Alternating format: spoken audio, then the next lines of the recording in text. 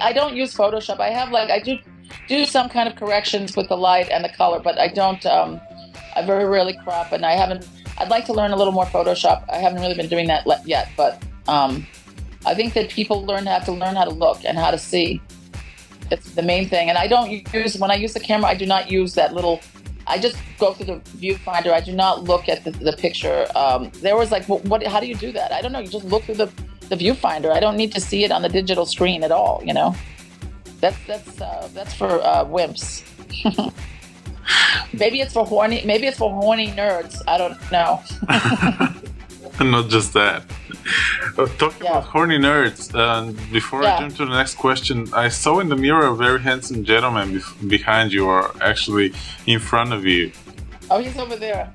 Well, he'll like that comment. That's Paul. He's visiting me right now. He's a designer. My apartment is a mess, and he's helping me design it and make it better. Well, hey, Cole, say hello. He's sitting over there in the room now. Hey. There he is. Hi. If you have to get down here, he can't see you. The camera's here. Hey. Great. 1 point for the horny nerds. Yeah. Well, look, you know what? There's nothing wrong with women. I have to tell you something.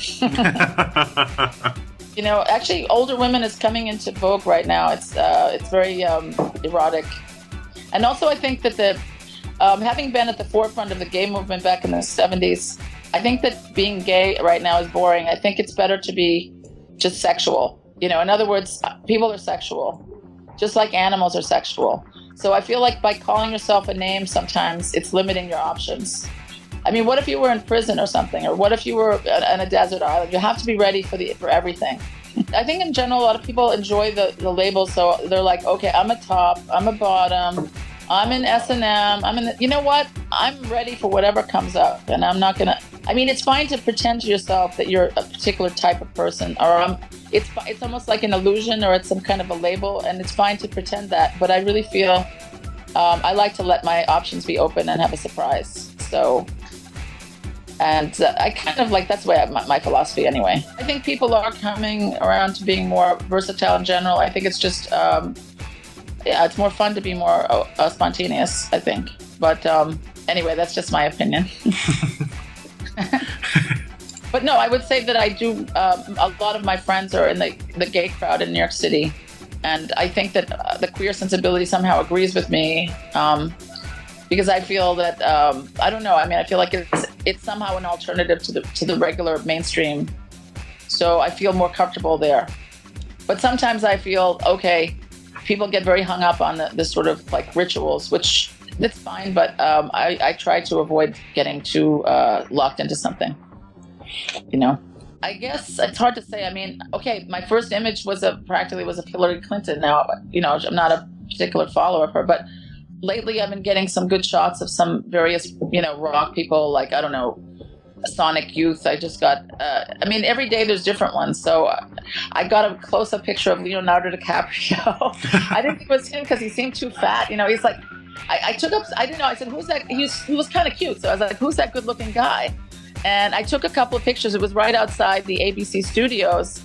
And my friend was like, oh, that's Leo DiCaprio. I'm like, no way. That guy's too chubby. But then it turned out it was him. I didn't know, you know, but I've interviewed lots of interesting people. I interviewed Hunter S. Thompson's Will. She was, you know, interesting. And then Genesis P. Orridge, who's kind of a cult figure. I got really interesting photos, interviewed him, had him on my radio show. I don't know, like I have a whole bunch of like just in my photo Flickr site. It's flickr.com, Gerry Visco. I have a bunch of celebrities all in there. I don't know. It's I didn't get the Dalai Lama yet. I'm hoping that could trip into something. I didn't get Santa Claus or Elvis or any of those people. Not yet. But I don't know. Did you notice anybody? I can't remember. I'm really crazy because I could do an event last week and then forget what it was, and I'd have to be like, oh, wait a minute. What was I doing last night? There's just so many things I can't remember them. But you know, Lydia Lunch, I don't know. But who was famous and who was important? I don't know. I mean, I guess Leo DiCaprio was pretty famous. Crispin Glover. I'd have to look at my pictures actually to see. like sometimes there's people like this Sonic Youth, they're very popular, but at that particular event, it was the Kenneth Anger. I don't know if you heard, Kenneth Anger, the filmmaker. He's a cult filmmaker. That was last week, and I took a picture of Julian Schnabel, the artist. There was I can't even remember the guy's name. He's a famous actor. Philip Seymour Hoffman. I got a picture of him. I don't know. There are a lot of these people at these events, and I'm not afraid to go right up to somebody and say, hey, I caught, what's that guy from Smashing Pumpkins? Billy. I went up to Billy Corgan and I'm like, I just said, okay, Billy, can I take your picture? And I'm right next to him, like right in front of him. It was just luck. And he was like, he took the picture. He had his eyes closed like this. I was like, Billy, I said, you have such beautiful blue eyes. Can you open your eyes? Then I nabbed it. I got a really good picture of him.